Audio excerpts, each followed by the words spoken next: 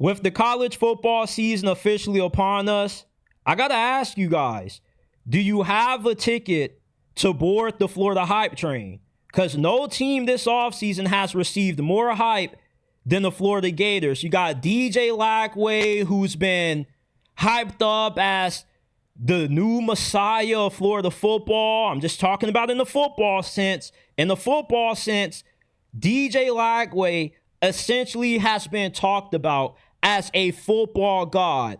There's a strong feeling down in Gainesville that this could be Tim Tebow 2.0 in a sense, in terms of the impact that he can have on not only this season, but the future of Florida football. DJ Lagway was the number one recruit coming out of the 24 recruiting cycle. And last season, he delivered on those high expectations. He led Florida to back-to-back ranked wins against Ole Miss and LSU, ending both of those two teams' playoff hopes. And Florida went into this offseason with a lot of momentum and a lot of hype, mainly due to how good DJ Lagway was as a true freshman. Now, I get the concerns about the overwhelming amount of hype that DJ Lagway has received. 12 touchdowns, 9 interceptions, never got more hype. But what's scary about DJ Lagway and what makes Florida's potential so high because of DJ Lagway is that we didn't really see how good DJ Lagway can be when he's fully healthy. When he got carted off against Georgia, I thought his season was over. I thought there was no way we were going to see any more DJ Lagway. Well, he ends up coming back, which shocked me. And you can tell that he wasn't really fully healthy. He was a little bit timid in the pocket when he ran the ball. He ran really uptight, like he was not really trying to get hit. This year, there's no more restrictions on DJ Lagway. The training wheels are off. Now, I do know that, he had a scary injury concern at the start of fall camp. Maybe he's one of those players that may be a little bit injury prone, but I'm not about to speculate off injuries because you can't speculate when it comes to injuries. Football is an unpredictable sport. You could be 6'5", 250 pounds, built like DK Metcalf, and still miss hella games due to injury.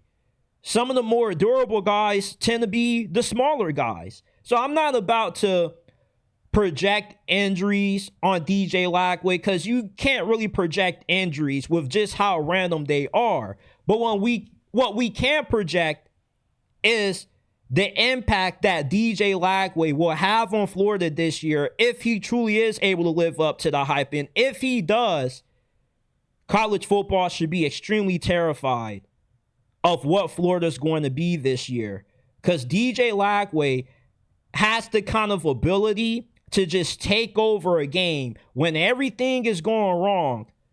The one constant that you can rely on, the one player who you can depend on to make a big play, to win the game, or change the outcome of a game is DJ Lagway.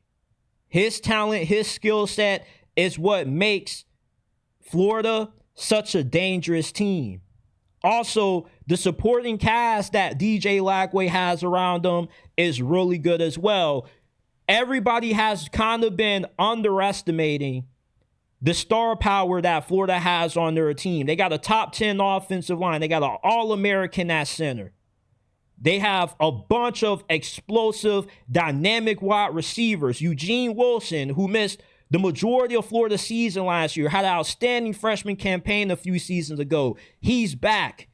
You got Aiden Mizell, who could have a huge breakout season. They have this 6'2", 219-pound true freshman wide receiver who's been tabbed as possibly being the Jeremiah Smith of college football this year. So you have dynamic returning guys at receiver for Florida, and you have a bunch of dynamic, unproven guys for Florida. This is one of the deepest receiving cores, and not just the SEC, but in all of college football. They're going to have a really good run game. Jaden Ball led Florida in rushing yards as a true freshman. Did you know that when Jaden Ball and DJ Lagway started in Florida's backfield that they were 6-0, 6-1? Yeah.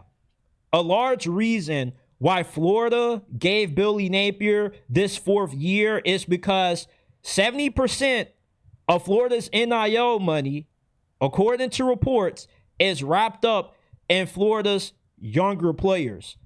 And who was responsible for Florida's miraculous in-season turnaround?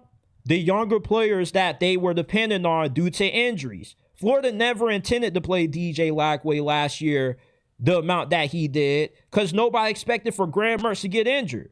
But DJ Lagway came in and he answered the call. When Florida had injuries at running back, who stepped up? True freshman running back, Jaden Ball. So many of Florida's best players last season were underclassmen. Now they come back with more experience under their belt. They're more comfortable with the program. They're more comfortable in the system. A lot of these younger guys who got a lot of meaningful playing time last year, they're poised for huge breakout campaigns. Look at the defense. Florida's defense, especially on their defensive line, they can match up well with anybody. They have one of the best defensive lines in college football that nobody talks about. Caleb Banks is an absolute dog. He reminds me a lot of Jalen Carter with how disruptive he is at getting after the quarterback, getting penetration in the backfield. You got Tyreek Sapp, the nephew of Warren Sapp. He's back. George Gums, he's back. You got an experienced secondary. Florida's secondary was probably the biggest weakness that they had last year, but that improved over the course of last season. Florida this season is good enough to not just win the SEC, but they also can have a Cinderella run in the college football playoffs. You have a star quarterback. You're good enough to go toe-to-toe with anybody on the line of scrimmage. Offensive line is stout. Defensive line is stout. You got good skill position players on offense and defense. There is really nothing that Florida can achieve this year. They could even win a national championship. I know that that's a little bit out there. I'm not saying that they will, but that's the ceiling for Florida. The ceiling for Florida this year is truly limitless if DJ Lagway truly is what he's been hyped up to be this offseason, which I believe that he will be. Florida has so much talent. They've recruited and developed so well. I really believe that Florida will be a playoff team. I have them going 10-2, losing to Alabama in the SEC championship, and clinching a spot in the CFP this year. Florida is an extremely dangerous team. Do not let the difficulty of what their schedule appears to be on paper scare you away from getting your ticket to board the Florida hype train, because everybody in the SEC plays a tough schedule. Even a relatively easy schedule in the SEC is a difficult one, because you're still going to have to play Alabama or Georgia, and if you don't have to play those two and you get lucky enough to avoid them, you're still going to have to play a LSU, a Tennessee, a Texas A&M. But Florida, from what they have, not just from a talent standpoint, but also depth, they can beat anybody on their schedule. They could beat Texas at home. They can beat Georgia. Don't be shocked if Florida's a 10-win team and they clinch a ticket into the CFP. This is a really dangerous team, and the hype is more than justified.